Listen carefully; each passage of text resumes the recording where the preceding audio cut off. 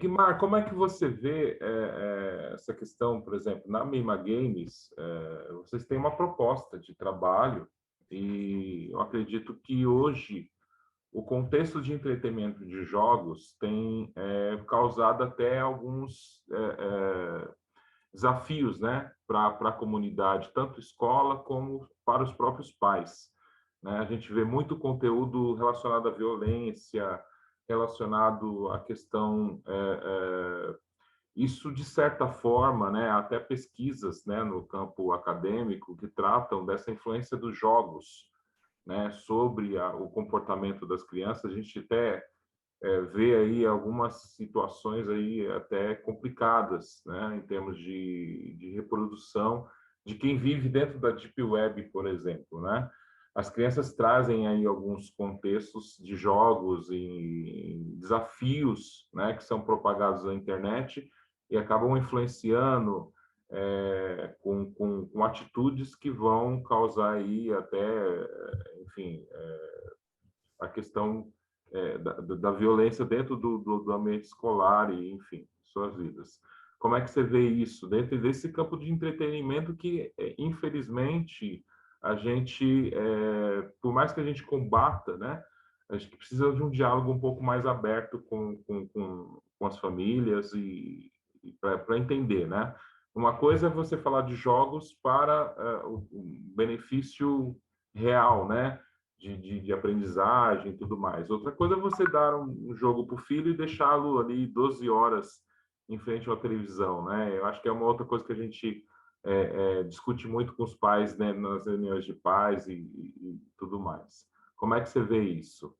Olha, uma premissa que eu utilizo quando eu abri a Mima Games foi a seguinte: se for para que eu vá desenvolver jogos em que você tenha tiro, briga, luta, morte, então eu continuo fazendo web design, tá? Porque eu acredito que o mercado ele já tem gente que faça isso muito bem, tá? Eu, particularmente, eu não sou adepto desse tipo de coisa.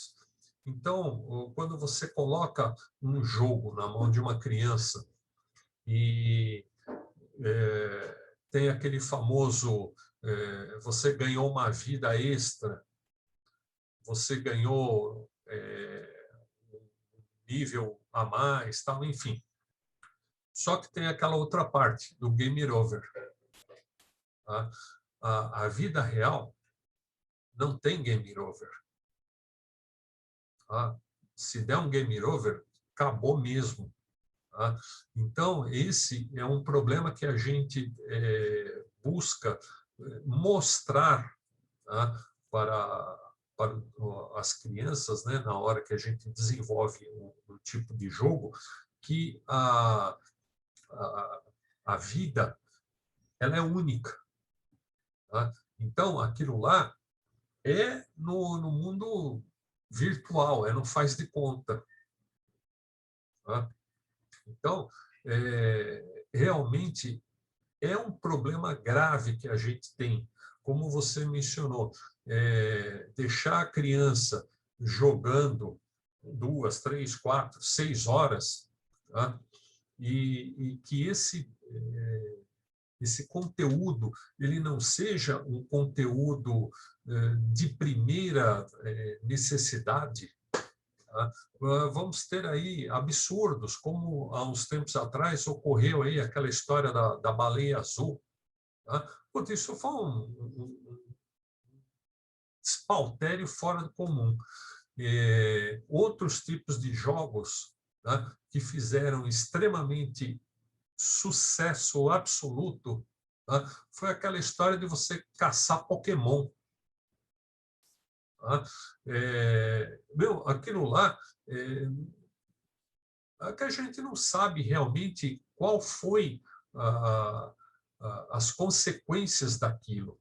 Tá? Mas teve casos de gente que quase foi atropelada, gente que caía em busca daquela coisa que ficavam entre aspas, lá, caçando Pokémon. Tá? Mas isso é um tipo de indústria. Tá? No caso da Mima Games, nós procuramos desenvolver os projetos, tá, em que você tenha o conteúdo realmente voltado para a educação. Tá? Então, é muito legal você pegar, por exemplo, você fazer um jogo de Fórmula 1. Bacana. Você pega, você faz os carrinhos, tal, tudo bem, você começa a correr. Tá? A minha preocupação é a seguinte, é mostrar para as pessoas que ali tem física, ali tem química, ali tem matemática. Tá? Ah, eu entrei na curva errado e bati. Tá, e por que você entrou na curva errada e bateu? Sabe, coisas assim, do gênero. Como eu tinha citado aí há pouco, a história medievalista, tá? Quando você faz toda aquela cronologia, tá? Existe um estudo muito profundo ali. Tá? Eu desenvolvi um personagem medieval e passei para uma professora que ela é estudiosa no assunto. Ela pegou, ela virou para mim e falou assim, olha, da cintura para cima o teu desenho é medieval, da cintura para baixo não tem nada a ver com a realidade. Então, carece das empresas fazerem realmente esses levantamentos, esses estudos, para poder chegar, não digo para você, um mundo real no virtual, mas que o mundo virtual se aproxime um pouco mais do mundo real. No caso da escola, tá? Você tem o processo da gamificação, você tem dois tipos de vertentes, digamos assim. É você utilizar o jogo mesmo, tá? Ou você utilizar o processo de gamificação dentro da sala de aula no momento que nós voltarmos às aulas presenciais. E o que são esses processos? Tá? Você, dentro da sala de aula, você tem que criar o cenário como se fosse um jogo, sabe? Você tem que entrar no faz de conta, você tem que chegar para o aluno e falar, olha, nós vamos ter níveis, nós vamos ter etapas, tá? Ou na linguagem que eles entendem, level. Tá? Então, vai ter que passar de um level para o outro. Você conseguiu passar primeiro? Legal. Então, você ganha um prêmio. Você tem algo a mais para trabalhar no outro nível. E assim, você faz com que o aluno assuma o protagonismo, que ele tenha o direito de errar, tá? Porque, como no mundo virtual, ele errou, tá? Ele pode voltar. Tá? E no ensino é aquele negócio, você também está ali para aprender e para ouvir. Você ensina e ouve. Tá? Então, essas dualidades é que a gente precisa fazer certas correções. Eu sou de uma época em que o professor, quando entrava na sala de aula, todo mundo levantava. Sabe? E hoje o professor entra na sala de aula, não, é a mesma coisa que não aconteceu nada. Tá? Eu tive algumas experiências, tá? Que foram, vamos dizer assim, até certo ponto traumáticas. Na época que eu fiz matemática, eu tinha um professor de física que ele entrava na sala de aula, tá? A primeira aula dele, 7h30 da noite, ele começava a falar num tom e com o passar do horário ele ia diminuindo cada vez mais. Por quê? Para que as pessoas prestassem atenção. Aí um dia fui falar com ele, né? Eu falei, pô, professor, se eu chegar no final da aula, o senhor está sussurrando. Ele falou, por que eu vou me desgastar? Por que eu vou querer berrar mais do que a classe berra? Então, quem quiser ouvir, que preste atenção. Sabe? Então, naquela época, há trocentos anos atrás, já existia essa, digamos assim, esses resquícios de uma gamificação. Tá? E hoje a coisa está muito mais elaborada. Tá? Porque hoje você pega, você sabe que já não estão mais usando quase nem mesmo o termo gamificação, mas sim ludificação. Tá? Que o processo ele tem que ser lúdico, ele tem que ser prazeroso. Não adianta nada você chegar e querer impor o negócio para a molecada que não vai. Exatamente. Você está falando de uma época em que você não decidia nem dialogava, né? A aula estava pronta, você segue aquilo dali e acabou. Hoje a gente tem um processo dialógico muito maior, né? Eu vejo que a gente entra numa sala de aula, às vezes as crianças não vão ter aquela reverência, né? Assim, porque a cultura também já mudou, né? Em casa também não há essa reverência toda. Às vezes até a educação pelo medo também acaba afastando as crianças, né? Mas quando elas identificam, quando eu entro numa sala de aula com a camiseta do Star Wars ou de algum personagem, opa, tá falando a minha linguagem, né? Então, assim, é muito mais próximo e a gente consegue dialogar com eles. É um desafio, não é fácil, não, né? Porque tanto naquela época como hoje, as crianças falam muito, né? Elas, mesmo hoje, numa situação de pandemia, elas com a máscara, elas estão muito mais focadas no diálogo entre elas do que, de repente, num determinado conteúdo.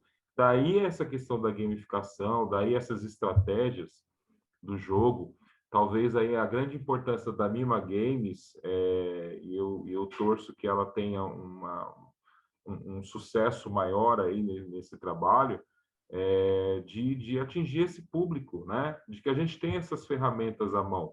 Eu acho que é um canal que a gente tem que, e isso é importante, de repente, essas empresas se aproximar mais desse campo da educação e ouvir os educadores, né? Porque a gente está ali no dia a dia com a criança e sentindo, né? Embora às vezes tenha a visão como pai, né, de crianças que, né, utilizam em jogos, mas ali na sala de aula as crianças mostram muito desse universo, né, de como que elas se relacionam com esse novo mundo, vamos dizer assim, né, que às vezes é um mundo às vezes só do consumo que não traz uma cultura de conhecimento, né, e é tanta coisa bacana, legal para a gente explorar desse universo. Uma coisa que eu acredito, você dentro do desenvolvimento de um game, tá? Você tem os planos, né? Você tem o plano A, plano B, plano C, plano D, sabe? Você tem que determinar. Você, como professor, dentro de uma sala de aula, anteriormente, você preparava a sua aula, era aquilo, entrou, bateu o sinal, acabou a aula, era aquele formatinho. Tá? Hoje, você tem que ter vários planos para atender cada uma das expectativas de cada classe. Tá? A Mima Games ela faz parte da Associação Brasileira de Desenvolvedores de Games, a Abra Games. E eu faço parte de um grupo de trabalho voltado à educação. O porquê isso? Tá? Que hoje nós estamos, como outros setores da tecnologia, tá? A gente está sentindo muito a falta de mão de obra. Tá? Então, as faculdades, digamos assim, elas não fornecem material humano para que a gente possa realmente trabalhar. Então, uma opção que as empresas têm é de formar o seu profissional. Só que aí ocorre o seguinte, você tem uma demanda de tempo, você tem um investimento. Quando aquele profissional ele está capacitado, vem um estúdio de fora, externo, com um monte de dólar na mão, e o cara vai embora. Essa é a realidade. Tá? Você tem a outra ponta, tá? Em que a indústria dos games, tá? Ela procura realmente entender as dores do corpo docente. Tá? Então, nós temos que realmente nos adequar à sensibilidade do momento e saber o que o professor necessita. Cai naquilo que eu te falei, você tem que regionalizar, você tem que trabalhar no âmbito regional. Sim. Tá? Hoje, você tem a indústria de games, você tem o pessoal do Sul, que tem uma certa força, São Paulo, Rio de Janeiro e Recife. Na Bahia, tem algumas indústrias também, mas o restante do país às vezes, 1 ou 2 estúdios que tem nos estados. Sabe? Então, você tem a linha mestra é comandada pelo eixo cultural Rio-São Paulo. Tá? Joinville tem um polo tecnológico, tá? Muito grande, muito bacana, tá? Mas ele está mais voltado, digamos assim, para o pessoal da área de animação. Uhum. Tá? Então, no meu ponto de ver, a indústria realmente ela tem que ouvir o que o professor precisa, desenvolver um material capacitado suficientemente para essa necessidade, mas que tenha condições de fazer algumas alterações de acordo com, como diria assim, de acordo com o currículo que você tenha. Região Sudeste você tem uma grade curricular, região Nordeste outra, Norte outra, enfim, você ir adequando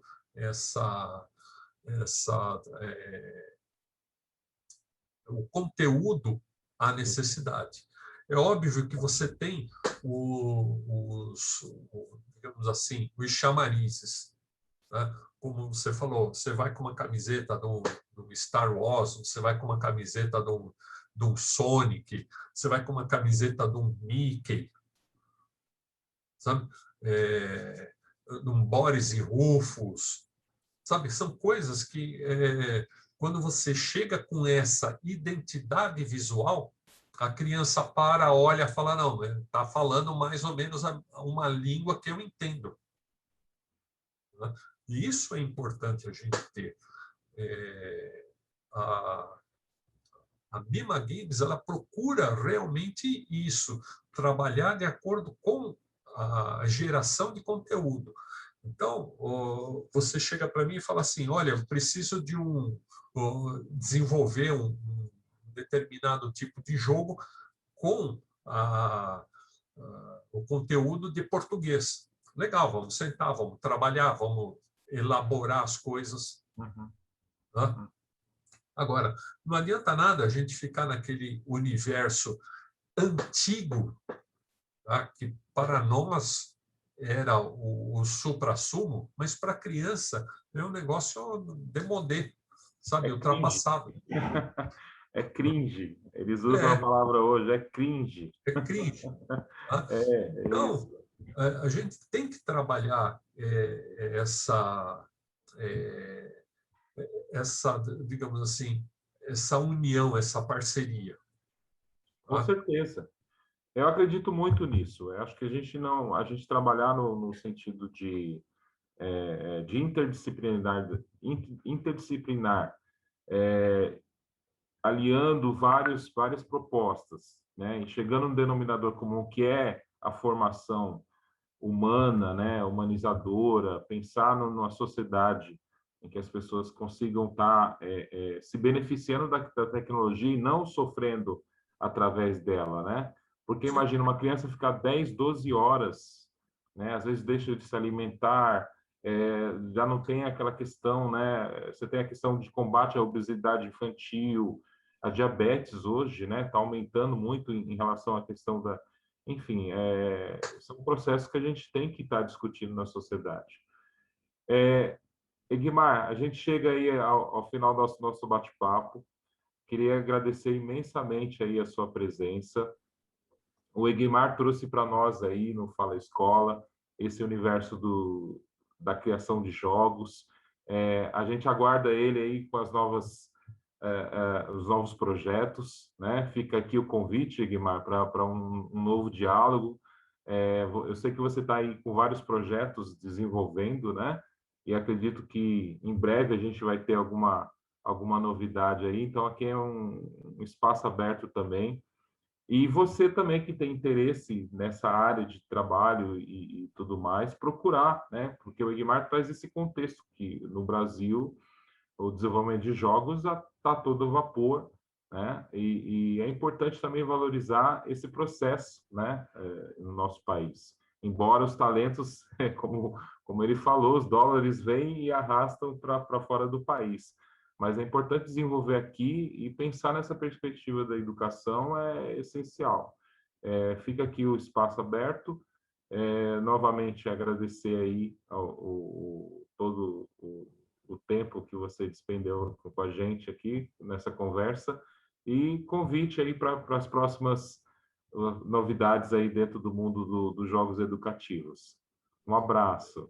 Eu agradeço a atenção de vocês, essa oportunidade, né, para mostrar o que a Mima Games faz um pouquinho, tá? E eu me predisponho a quem necessitar, tá? Prestar mais esclarecimentos, né? Ótimo. Porque realmente é um mundo, é um universo muito grande. Sim. Vamos deixar os contatos aqui, né, no canal, os links, né? Vocês podem conhecer mais da Mima Games, mais o que o Egmar traz aí de conhecimento, know-how.